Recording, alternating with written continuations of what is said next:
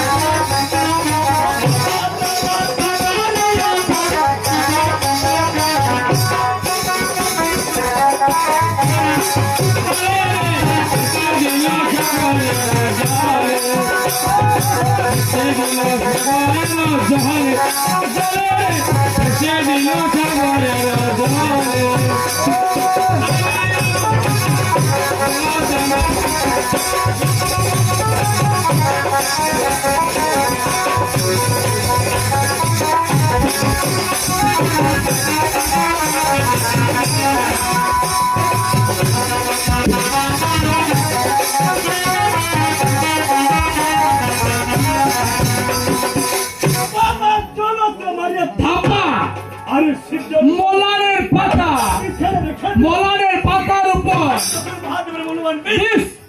ঠিক ওই পাতার উপরে ক্ষেত্র দিল আমার মহাদেবের মূল্যবান বিষ কোথায় যাচ্ছে।